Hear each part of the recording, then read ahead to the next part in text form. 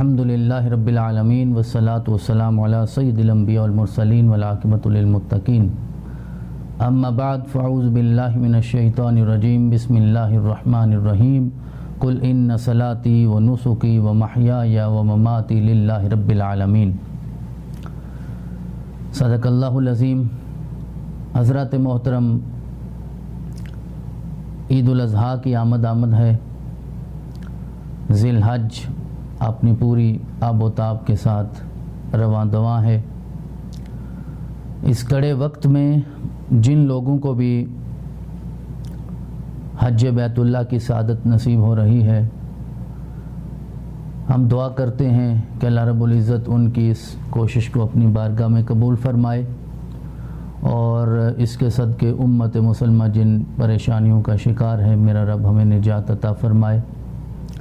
اور وہ کیونکہ رب العالمین ہے اور محمد الرسول اللہ صلی اللہ علیہ وسلم رحمت للعالمین ہے، تو رب العالمین کو ہم رحمت للعالمین کا واسطہ دے کر یہ عرض کرتے ہیں کہ سارے عالمین میں بسنے والے انسانوں کو اس وبا سے اور دیگر جتنی بیماریاں ہیں ان سے نجات عطا فرما، اور اس عالم رنگ و بو میں وہی رونق، وہی چمک دمک پھر بحال فرما، اور ہمیں زندگی کو امن اور سکون کے ساتھ گزارنے کی توفیق عطا فرما، تاکہ آئندہ برس پھر ہم اس مشکل میں نہ ہوں کہ حج بیت اللہ کی یہ سعادتیں ہوں اور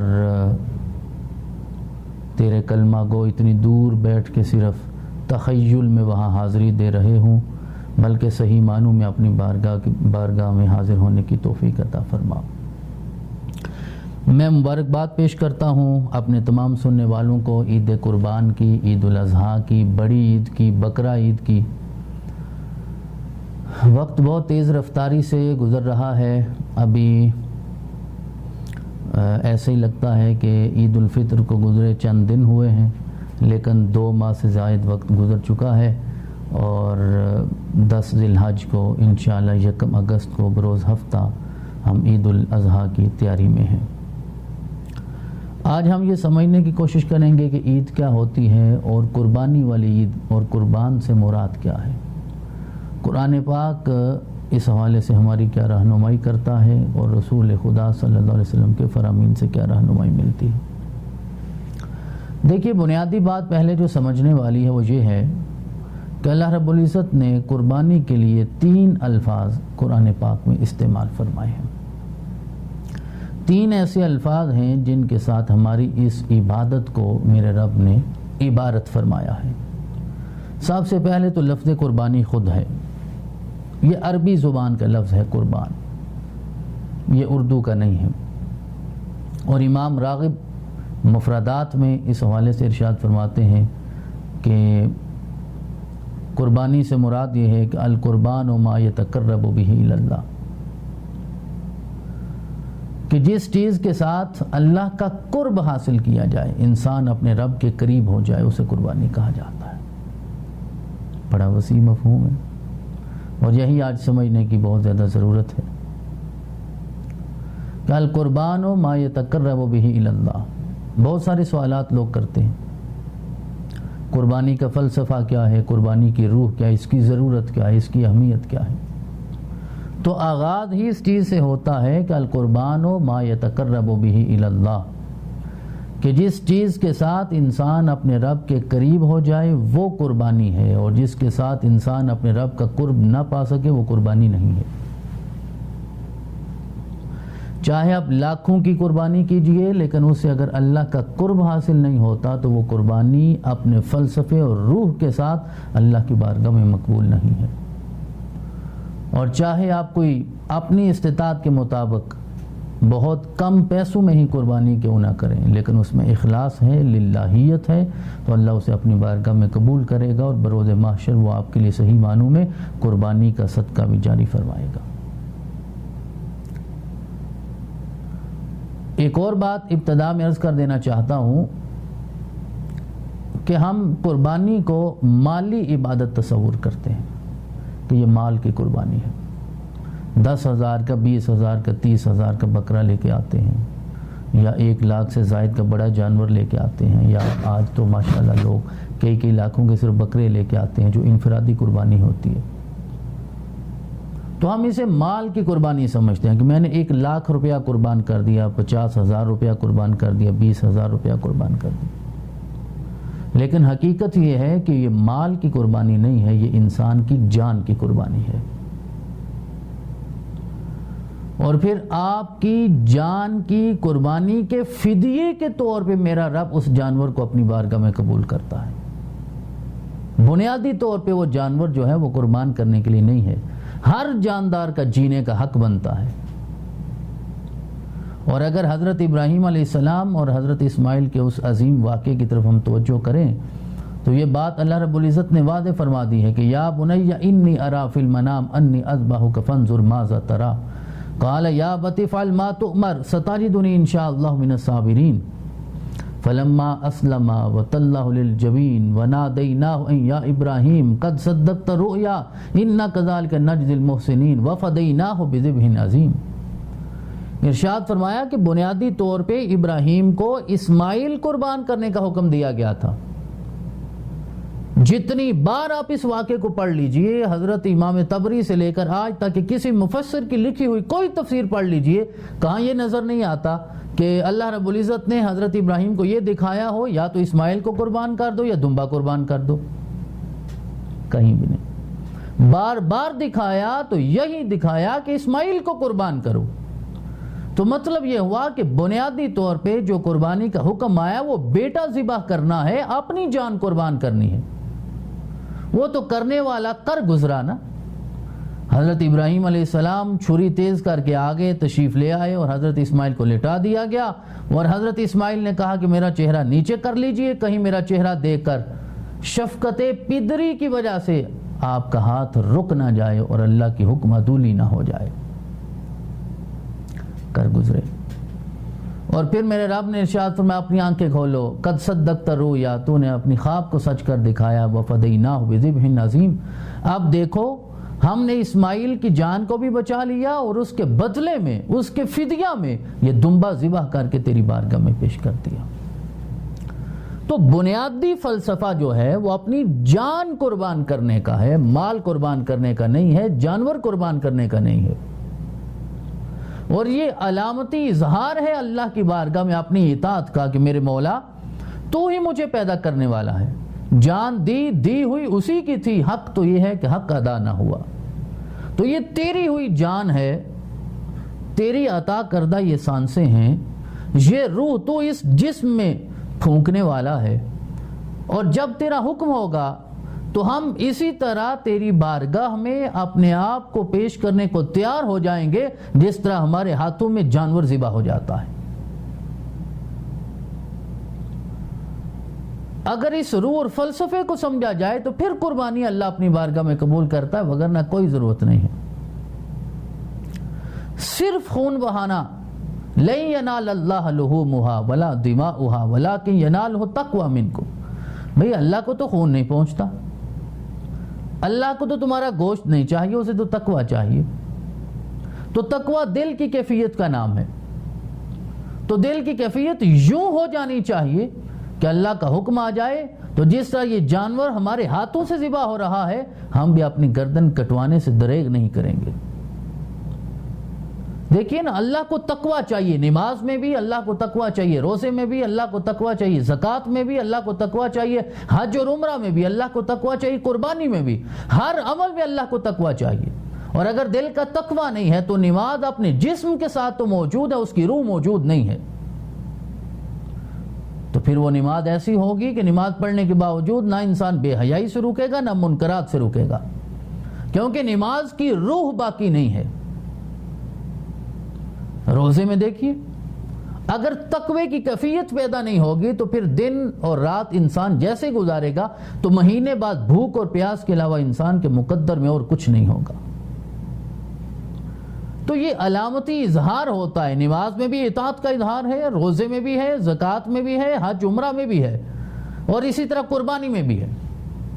اور اگر قربانی میں یہ روح باقی نہیں رہے گی اور انسان اتنی گہرائی میں جا کے اپنے آپ کو اپنے رب کی بارگاہ میں پیش نہیں کرے گا. اور ان صلاتی و نسکی و محیای و مماتی للہ رب العالمین لا شریک لہ وبذالک امرت وانا اول المسلمین. یہ حضرت ابراہیم علیہ السلام کا یہ فیضان اگر موجود نہیں ہوگا اور وہ جذبہ موجود نہیں ہوگا جو حضرت ابراہیم علیہ السلام اور حضرت اسماعیل میں تھا.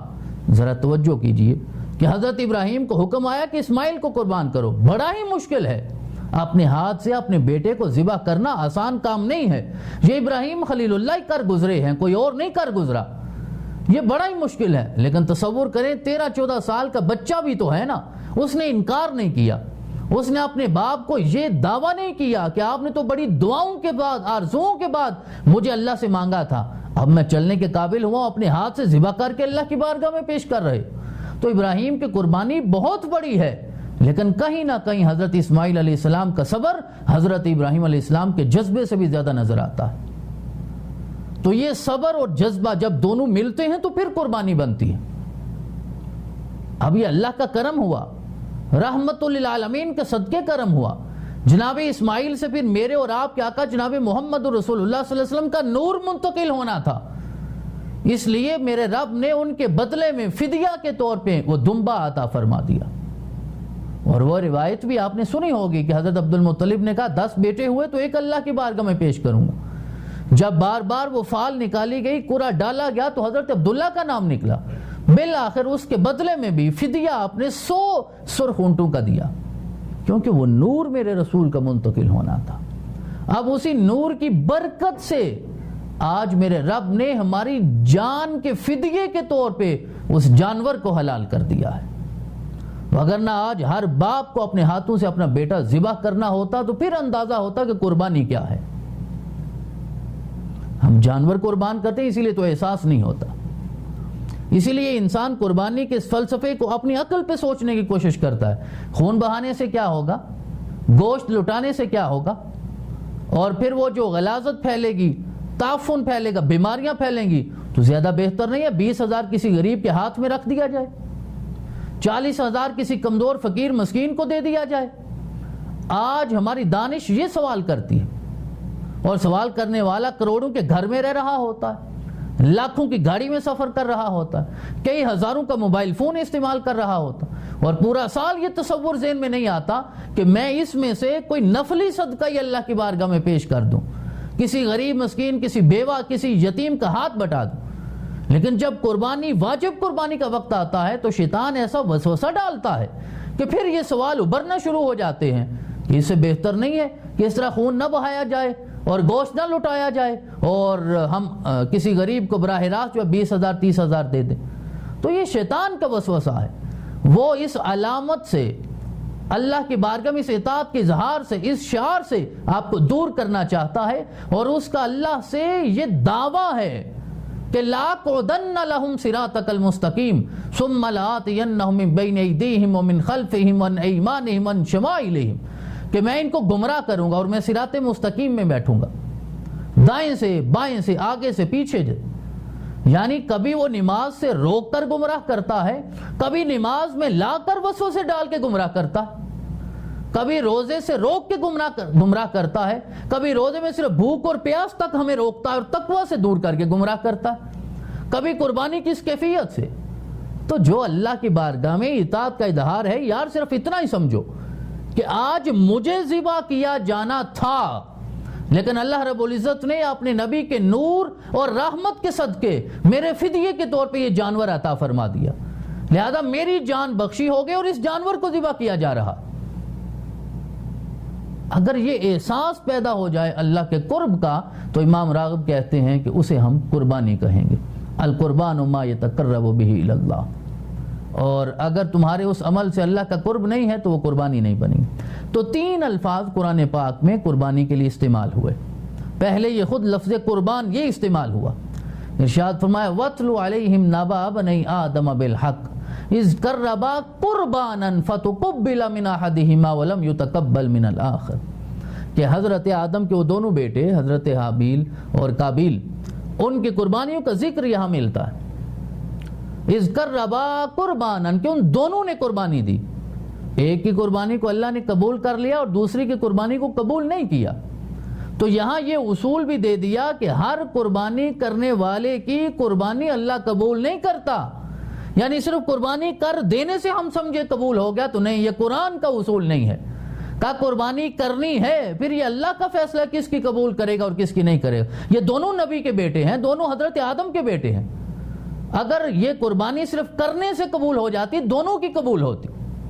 لہذا آج قربانی کرنی بھی ہے لیکن اس للہیت کے ساتھ کرنی ہے کہ اللہ اسے قبول بھی فرمائے. صرف آپ کے گلا کاٹنے سے، خون بہانے سے اور اپنی فریج بھرنے سے قربانی قبول نہیں ہوگی. اور اس آیت کے آخر میں بتا دیا کہ ہاں قبول کرتا ہوں، ہر ایک کی نہیں لیکن کس کی کرتا ہوں؟ انما یتقبل اللہ من المتقین، میں متقین کی قربانی قبول کرتا ہوں.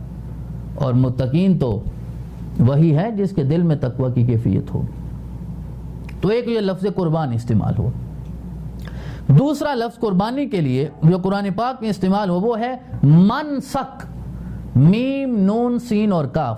70ویں پارے میں ارشاد فرمایا وَلِكُلِّ أُمَّةٍ جَعَلْنَا مَنْسَكًا لِيَذْكُرُوا اسْمَ اللَّهِ عَلَى مَا رَزَقَهُمْ مِنْ بَهِيمَةِ الْأَنْعَامِ، کہ ہم نے ہمیشہ ہر امت پہ قربانی کو لازم رکھا.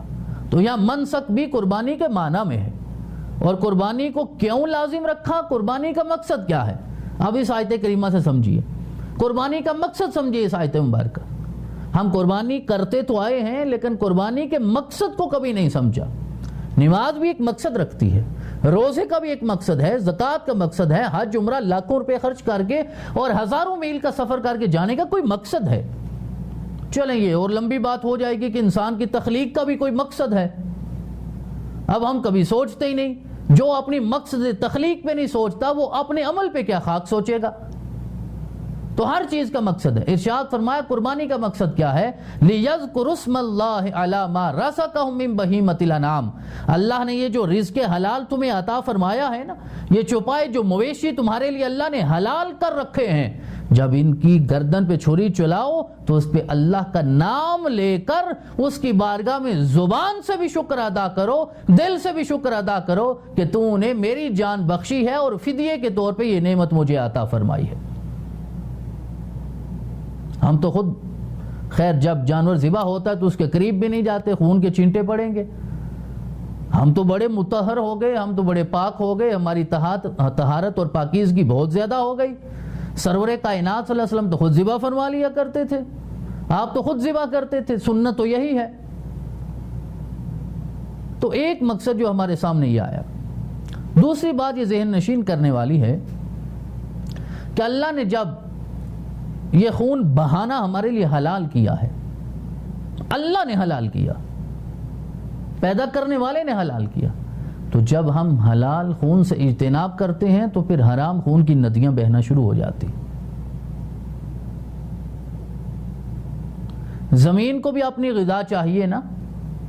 اگر آپ زمین کا پیٹ، مٹی کا پیٹ حلال خون سے نہیں بھریں گے تو پھر حرام خون بہے گا.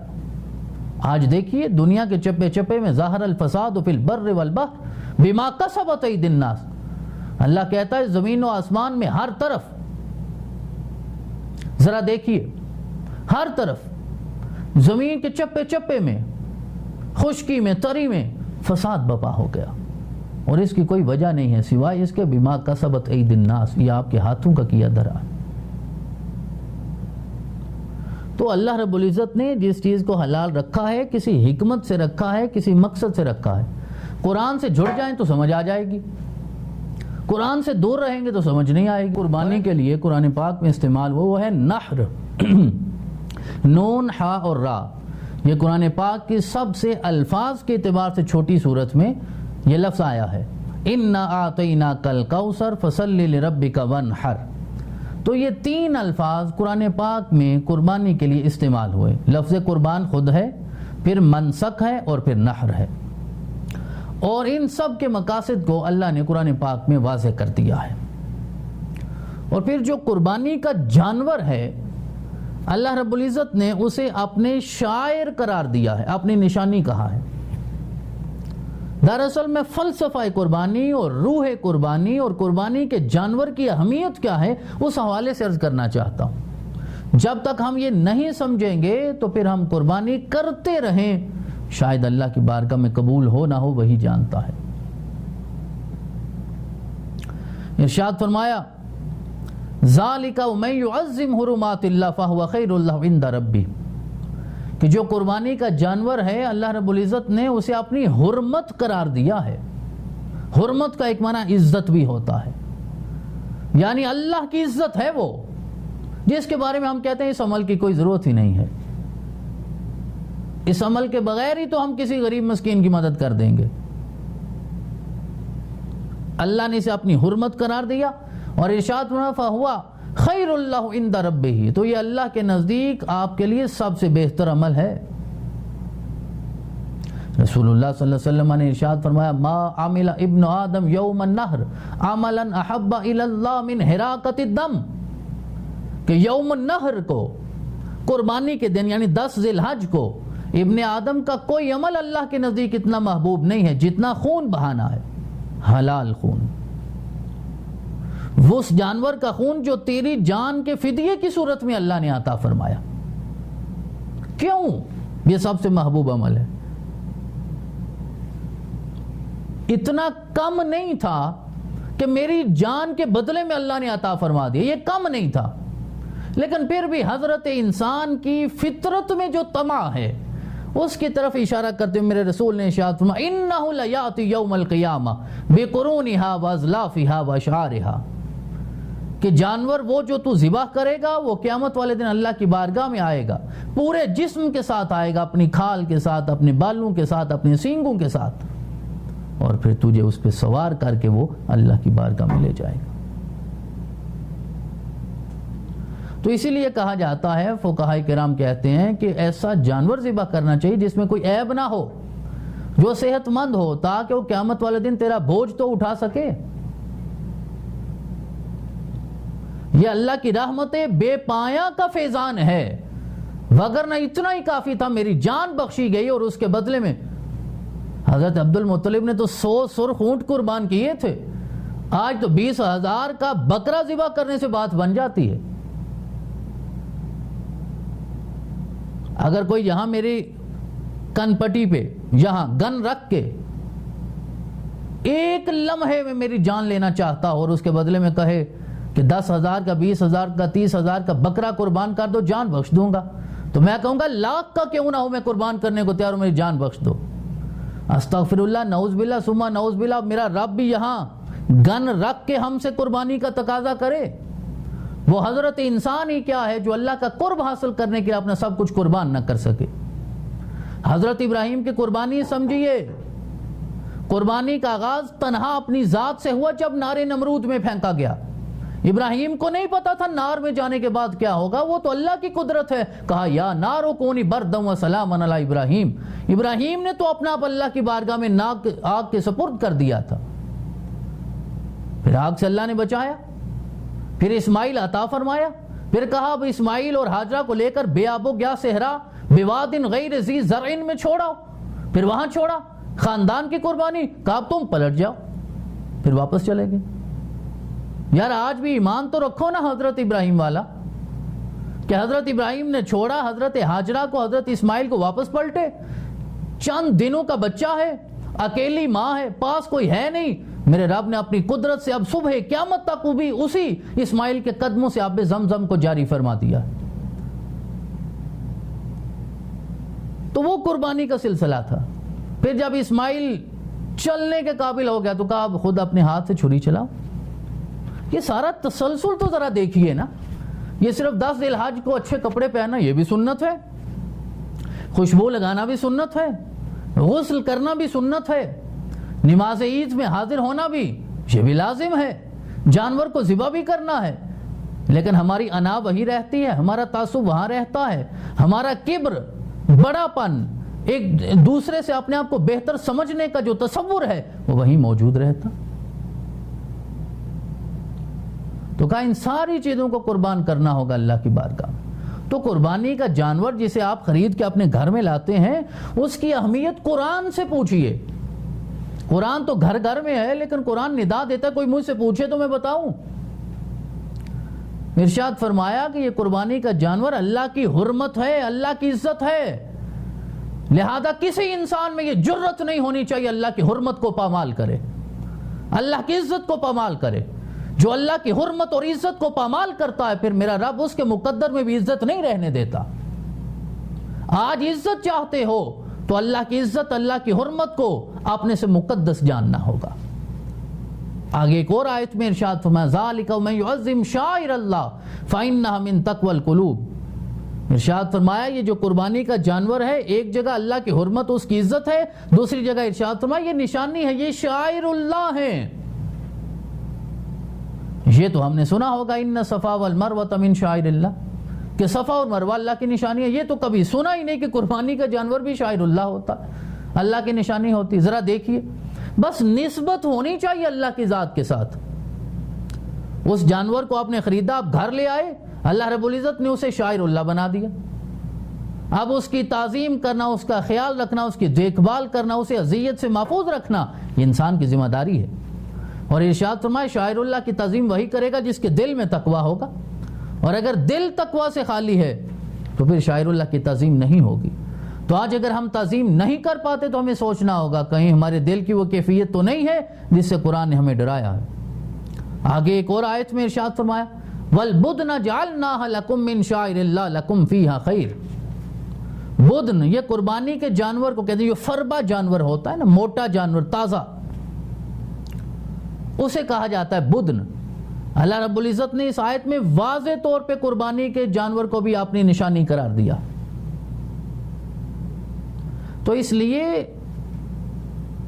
کبر کے آسمانی تخیل سے نیچے اتر کے زمین پہ تشریف لائے، کیونکہ اللہ رب العزت نے ارشاد فرمایا فیہا تحیون وفیہا تموتون ومنہا تخرجون، یہیں سے پیدا کیے گئے ہو، یہیں تمہیں دفن کیا جائے گا، یہیں سے دوبارہ اٹھایا جائے گا۔ تیرا مقام حضرت انسان یہ ہے۔ یہاں نیچے آ کے ذرا تصور کریں نا کہ یہ قربانی کا فلسفہ کیا ہے۔ اور اللہ قربانی عاجزی کرنے والوں کی طرف سے پسند کرتا ہے، متکبرین کی قربانی اللہ قبول ہی نہیں کرتا۔ اور عاجزی کرنے والے کون ہوتے ہیں؟ فَإِلَٰهُكُمْ إِلَٰهٌ وَاحِدٌ فَلَهُ أَسْلِمْ وَبَشِّرِ الْمُخْبِتِينَ۔ قرآن نے خود کہا کہ عاجزی کرنے والوں کو یہ خوشخبری دے دو۔ بھئی عاجزی کرنے والے کون ہوتے ہیں؟ یہاں تو ہر انسان ہی اپنے آپ کو عاجز سمجھتا ہے۔ یہاں عاجزی میں بھی ریاکاری آ گئی۔ عجز کا اظہار اتنا زیادہ ہوتا ہے کہ ریا واضح طور پہ نظر آ رہی ہوتی۔ ارشاد فرمایا عاجزی کرنے والے وہ ہیں الذین اذا ذکر اللہ وجلت قلوبہم والصابرین علی ما اصابہم والمقیم الصلاۃ ومما رزقناہم ینفقون۔ کہ عاجزی کرنے والے وہ ہیں جب ان کے سامنے اللہ کا ذکر کیا جائے تو ان کے دل کانپ اٹھیں۔ والصابرین علی ما اصابہم، زندگی میں کوئی تکلیف آئے تو صبر کرنے والے ہوں۔ والمقیم الصلاۃ، ہر حال میں نماز قائم کرنے والے ہوں۔ ومما رزقناہم ینفقون، اور اللہ کے دیے ہوئے رزق حلال میں سے خرچ کرنے والے ہوں۔ یہ چار نشانیاں اللہ نے عاجزی کرنے والوں کی بیان کرتی ہیں۔ ہر انسان ان چار نشانیوں میں اپنے آپ کو پرکھ کے یہ دیکھ سکتا ہے کہ میں کہاں کھڑا ہوں۔ اور قربانی کرنے کا طریقہ کیا ہے وہ میرے رسول صلی اللہ علیہ وسلم نے خود بتا دیا۔ حضرت انس روایت کرتے ہیں کہ ضحى رسول اللہ صلی اللہ علیہ وسلم بقبشین املحین اقرنین، کہ رسول اللہ صلی اللہ علیہ وسلم 2 مینڈے قربان کیا کرتے تھے، 2 قربانیاں دیتے تھے، ایک نہیں 2 دیتے تھے۔ ذبحہما بیدہ، اور اپنے ہاتھ سے ذبح کرتے تھے۔ تو قربانی کے جانور کو اپنے ہاتھ سے ذبح کرنا یہ سنت مصطفیٰ کریم ہے، سنت ہے۔ اور آج بھی لوگ جو یہ کر گزرے ہیں تو سنت کاملہ یہی ہے کہ اپنے ہاتھ سے ذبح کرنا چاہیے، یا کم از کم جو قصاب جانور ذبح کر رہا ہے اس کی زبان پہ بسم اللہ اللہ اکبر کے یہ الفاظ ہونے چاہیے۔ اگر یہ الفاظ نہیں ہوں گے تو قربانی کا جانور ذبح کرنا یہ حرام ہوگا، حلال نہیں ہوگا۔ یہ بات یاد رکھیے، کسی بھی جاندار کو جان اللہ نے عطا فرمائی ہے، اس کی جان لینا میرا حق نہیں بنتا کسی بھی صورت میں۔ لیکن جب اللہ جائز قرار دے دے تو جائز اس کے نام سے ہوگا، اگر اس کا نام نہیں بولا جائے گا تو پھر اس کا گوشت بھی حرام ہوگا، ذبح کرنا وہ سارا عمل حرام ہوگا۔ تو اس کی طرف خصوصی توجہ ہونی چاہیے۔ تو رسول اللہ صلی اللہ علیہ وسلم جب قربانی کر لیتے تو آپ دعا فرماتے، اور دعا یہ ہوتی اللہم تقبل من محمد و آل محمد و امت محمد، کہ اللہ رب العزت یہ میری طرف سے قبول فرما، میری آل کی طرف سے قبول فرما، اور قیامت تک آنے والی میری امت کی طرف سے بھی قبول فرما۔ تو رسول اللہ تو امت کا اتنا خیال کرتے تھے کہ آپ نے 1400 سال پہلے امت کے لیے قربانی دی ہے۔ آج امت کو بھی حیا کرنی چاہیے کہ رسول اللہ کے لیے قربانی کا وقت آئے تو قربانی دینی چاہیے۔ آپ کی سیرت پہ عمل کر کے تو کم از کم انسان کو قربانی ضرور دینی چاہیے۔ تو یہ ساری احادیث اور آیات کی روشنی میں ہم نے یہ فلسفہ سمجھنے کی کوشش کی ہے کہ قربانی کیا ہوتی ہے۔ اب آخری 2-3 باتیں عرض کر کے تو میں اپنی گفتگو کو مکمل کروں گا۔ ابھی آپ نے سنا کہ اللہ رب العزت نے قربانی کے جانور کو اپنی حرمت قرار دیا، قربانی کے جانور کو اپنی شاعر یعنی اپنی نشانی قرار دیا۔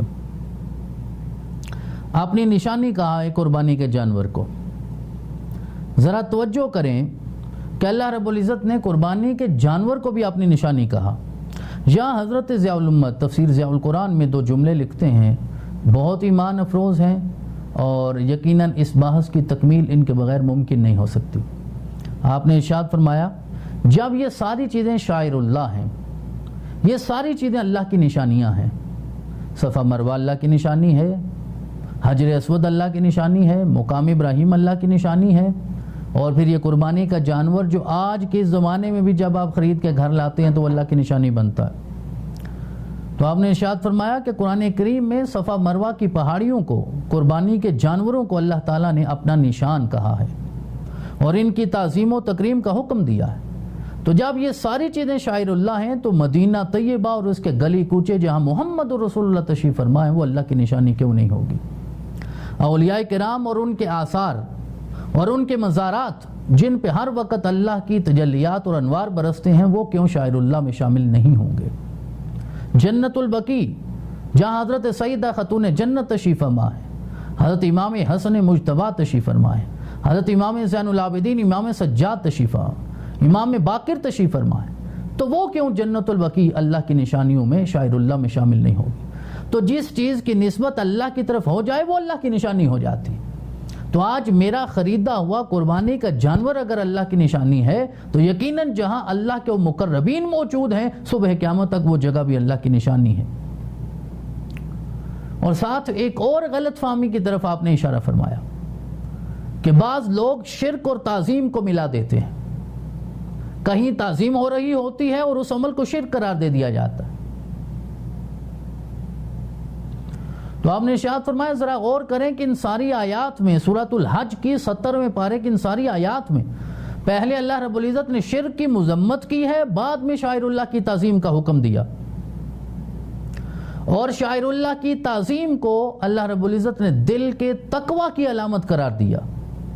تو اس سے یہ معلوم ہوا کہ جو محبوبان الہی اور ان کے آثار کی تعظیم و احترام کرتا ہے وہ مشرک نہیں ہوتا، وہ اللہ کے شاعر کی تعظیم کرنے والا ہوتا ہے۔ لہذا شرک اور چیز ہے اور تعظیم اور ہے، تعظیم کو قطعاً شرک نہیں سمجھنا چاہیے، یہ فرق ہمیشہ ملحوظ خاطر رکھنا چاہیے۔ اللہ رب العزت سب کے لیے یہ عید قربان کو مبارک فرمائے۔